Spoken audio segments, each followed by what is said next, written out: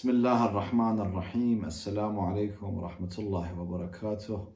Dear brothers and sisters, welcome at our second episode. We're going to reply on the claims of Asim al-Hakeem. Asim al-Hakeem claimed that the Shia do not follow Amir al-Mu'mineen Imam Ali ibn Abi Talib salawatullahi wa salamuhu alayh. Well, let's have a look if the four Sunni Imams, well known as the four Madahib, follow Imam Ali ibn Abi Talib alayhi salam or not. Let's have a look at opposition number one. The four Sunni Imams disagreed on whether to recite Basmala or not. Imam Malik, the founder of the Maliki school, he rejected it completely in obligatory prayers, while Abu Hanifa and Ahmad ibn Hanbal allowed it but only silently. Imam Shafi'i allowed it loudly in loud prayers, however silently in silent prayers. Look at the unity inside the Ahl Sunnah wal Jama'ah. Let's have a look at the first source. Ibn Rushd, in his book Bidayatul Mujtahid, volume 1, page 124. Ibn Rushd says, they means the Bakri scholars, they disagreed over whether or not to recite Bismillah ar-Rahman ar-Rahim at the beginning of recitation during prayers. Malik forbids it in the obligatory salah, so praying, whether it is said loudly or silently. It must not be said at the beginning of al-Quran or any other surah. Al-Quran means Surah Al-Fatiha. He, so Malik, however, allowed the recitation of it in the nafilas, the optional prayers. Abu Hanifa and Al-Thawri and Ahmed said that it should be recited with al-Quran only, so with Surah Al-Fatiha only and silently. Al-Shafi'i said it should be recited except that in the loud salah it is to be recited loudly, and in the silent salah it is to be recited silently. This is because he considered Bismillah ar-Rahman ar-Rahim to be an ayah of Fatihatul Kitab, from Surah Al-Fatiha. Ahmed, Abu Thawr, and Abu Ubaidah also held this opinion. Only one can be correct, and all the others are false. The truth is never contradictory. So what was the position of the Ahlulbayt alayhum salam regarding this issue? Look, the Holy Prophet sallallahu alayhi wa alihi wasallam, he said, hold on two weighty things: the book of Allah subhanahu wa ta'ala and the Ahlulbayt alayhum salam. Let's have a look at the words of the Ahlulbayt alayhum salam, what they have told us to do. Let's have a look at the first source. The Sunni scholar Al-Razi, in his book, his famous book, Tafsir Fakhr al-Razi, volume 1, page 210.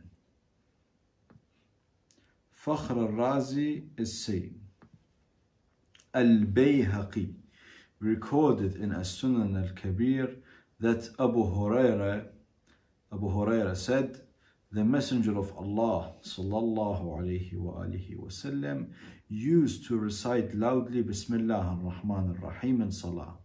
Al-Bayhaqi further records that Umar ibn al-Khattab, Ibn Abbas, Ibn Umar, and Ibn Zubayr also recited it loudly.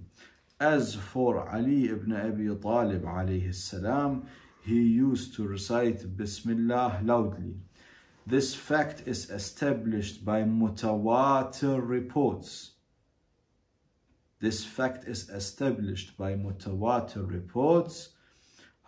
Whosoever takes Ali ibn Abi Talib alayhi salam, his model in his religion. He verily has gained guidance. The proof of this is the statement of Allah's apostle, peace be upon him, O Allah, rotate the haqq, so the truth, with him. Ali, him is Ali, wherever he rotates. O Allah, rotate the haqq, the truth, with him, with Ali, wherever he rotates. So the sunnah of the Prophet sallallahu alaihi wasallam, and as implemented by Imam Ali alayhi salam, was to read Bismillah ar-Rahman ar-Rahim loudly in salah and praying.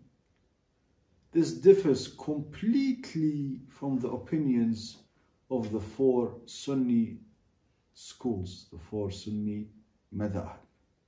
Let's have a look at the second source. Al-Nayshaburi, in his book Ghara'ib al-Quran, volume 1, page 89. The school of him is Imam Ali alayhi salam, is to recite it, so Basmala, loudly in all salah. This opinion has been firmly established here with mutawatir reports, and whosoever takes him as his model will never go astray. Allah's apostle, peace be upon him, said, O Allah, rotate the haqq with him wherever he rotates. So, as you all can see, the Sunni schools, they refuse the sunnah of the Holy Prophet sallallahu alaihi wasallam. They refuse the prayers of the Holy Prophet sallallahu alaihi wasallam. Likewise, they have refused the wudu of the Holy Prophet sallallahu alaihi wasallam. They have also refused the prayers of the Holy Prophet sallallahu alaihi wasallam. This Asim al-Hakeem is an ignorant person because he is not telling, or he is unknown, what his scholars have done, what his scholars have said in their books. That his own scholars, his own so-called four Sunni schools, they have all rejected the teachings of the Prophet Muhammad sallallahu alaihi wasallam. How are you going to convince me to follow the Ahl Sunnah wal Jama'ah, while the Ahl Sunnah wal Jama'ah, they do not do wudu like the Prophet, and they do not pray like the Holy Prophet sallallahu alaihi wasallam? So let's have a look if the Shia follow the Holy Prophet sallallahu alaihi wasallam or not. Let's have a look at the works of the famous Shia scholar Shaykh al-Tusi rahmatullahi alayhi. Shaykh al-Tusi in his book Al-Khilaf, volume 1, page 331, he says it is obligatory to recite loudly Bismillah ar-Rahman ar-Rahim in Al-Hamd, in Surah Al-Fatiha, and in all subsequent surahs, just as it is obligatory to recite. This is with regards to that in which reciting loudly is obligatory. As for Salah, in which it is not allowed to recite loudly, then it is still recommended to recite Bismillah ar-Rahman ar-Rahim loudly.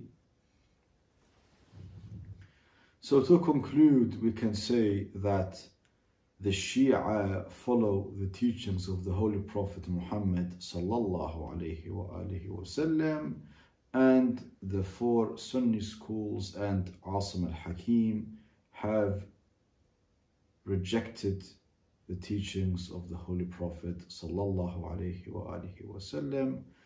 Wa akhiru da'wana anna alhamdulillahi rabbil alameen wa sallallahu ala sayyidina Muhammad wa ahli baytihi at-tayyibin at-tahirin.